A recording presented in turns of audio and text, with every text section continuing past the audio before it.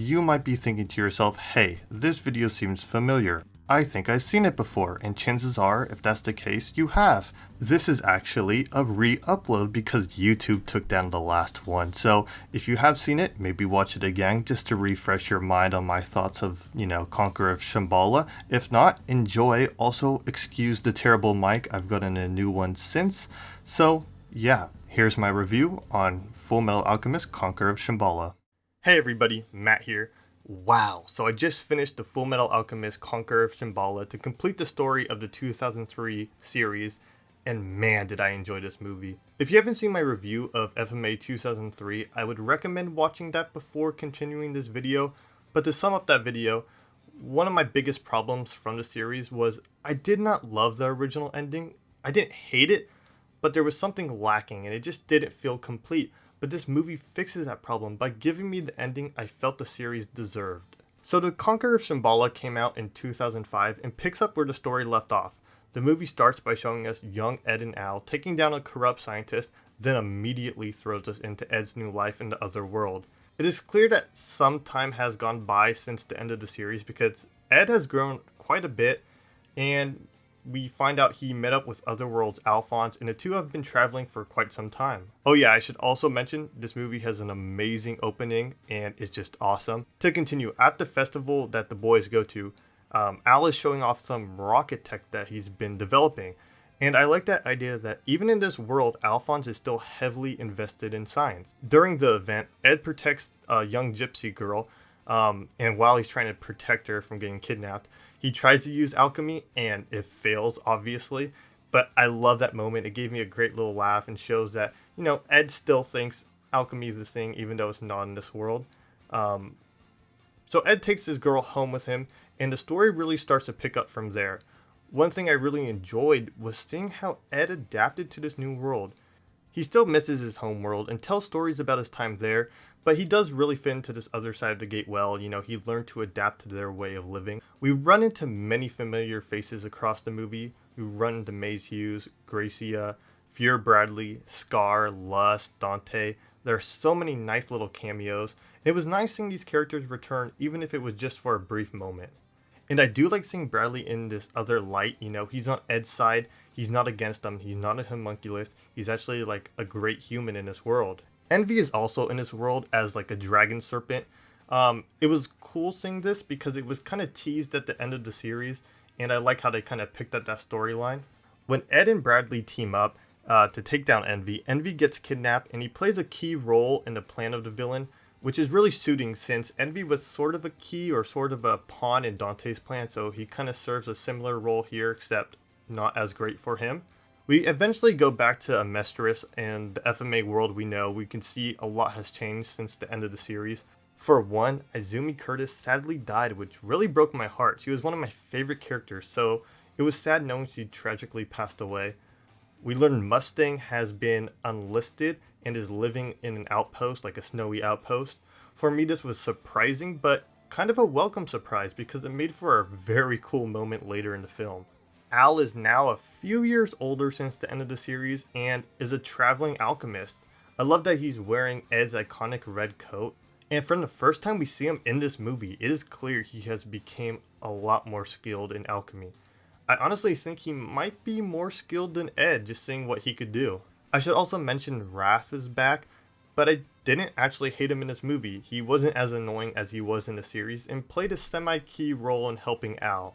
We learn Armstrong and Rose have been rebuilding Lior, but while they're doing so, the villain from the other side, I don't really even know if they mention her name in the movie, and if they do, I didn't catch it, but I Google searched it, and it's Diet-Lien, oh god, I'm gonna butcher this, and I'm sorry, Diet-Lien Eckhart?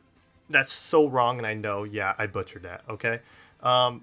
But yeah, she sends soldiers to attack Amestris, but Al steps in and stops them. He's able to transfer part of his soul to the armor using alchemy and sends them back to their world.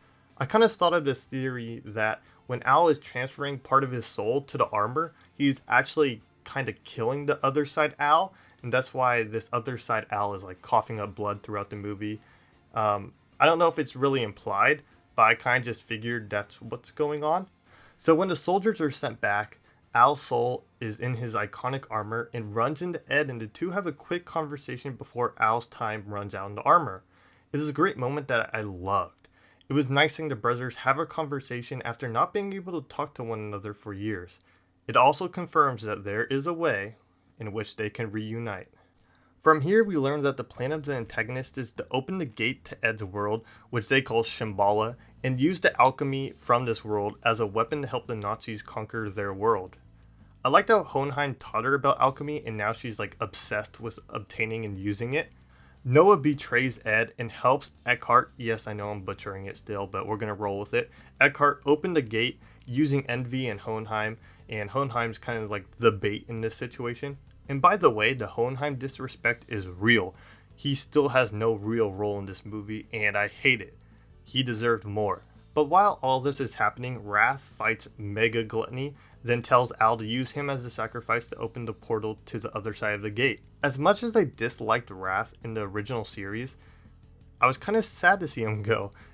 I was happy for him, for one, because he was able to be back with Izumi, which he wanted, but also I was like, oh man, that's kind of sad. And also, Mega Gluttony, or whatever you want to call him, was scary as fuck, and I loved it.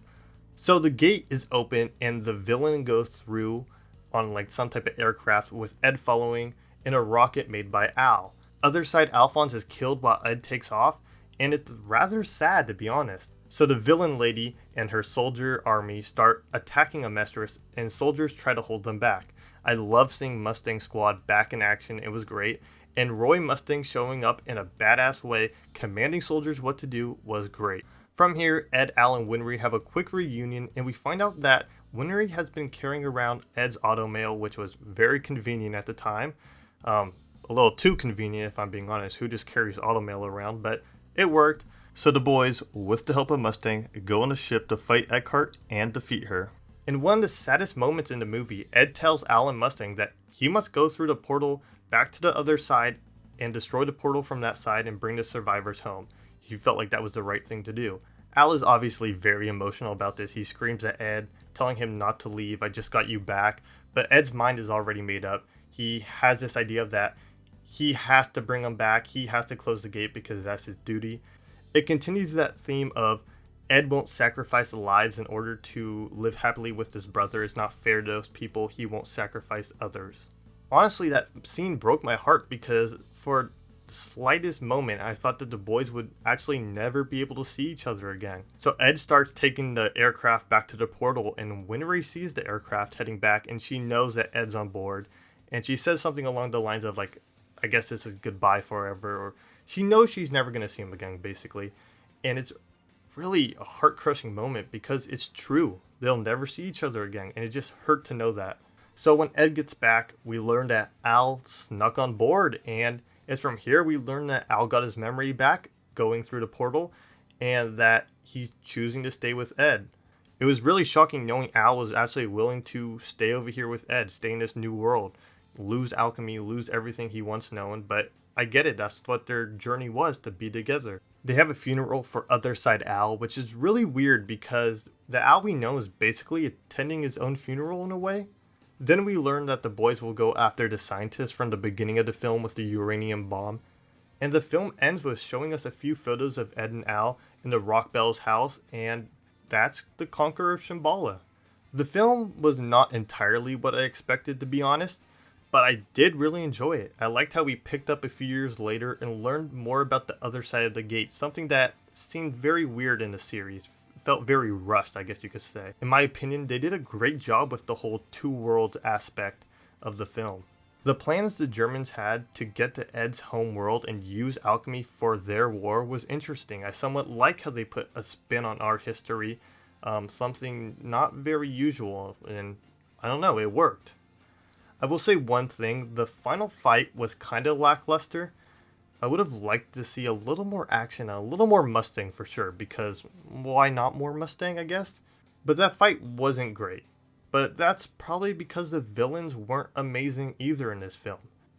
I think I just would have liked to see a little bit more of an action-packed third act, I guess you could say. But at the end, it was never about that. It was never about the fighting. It was about the Elrics reuniting and being back together. The best thing about this film was it gave a great ending to the Fullmetal Alchemist 2003 series and to the story of the Elrics, in my opinion.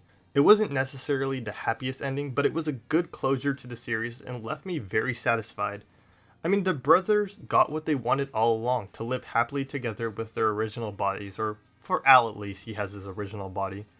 It does suck that they aren't in their home world and that they have to leave everybody behind, but I do know they will love the science of this world and that it's important for them to be back together. Honestly, the character it sucks for the most is Winry. I feel so bad for her, and it's sad knowing she'll never see Ed or Al again. The boys that she considered once brothers are just memories to her now. Overall, this film fixes some of the bigger problems I had with the series and delivered a great ending. It really makes the 2003 adaptation more complete in my book, and this really marks the end of any new FMA content I have to watch, except the movie, the other movie, you know the one I'm talking about, that I will never watch or talk about because the animation looks trash. I'll probably find myself watching this movie in the future because I enjoyed it that much, but I think that's going to be it for me now. I haven't really seen many anime movies based off of a series, but out of all the ones I've seen, this might be my favorite, or at least it's up there. Leave your thoughts on the series and the movie down below in the comments. And if you want to see me unbox the special edition of the Conqueror of Shamballa, click the video over here. And otherwise, that's it. Like this video, subscribe for more videos like this, and I'll catch you guys in the next one.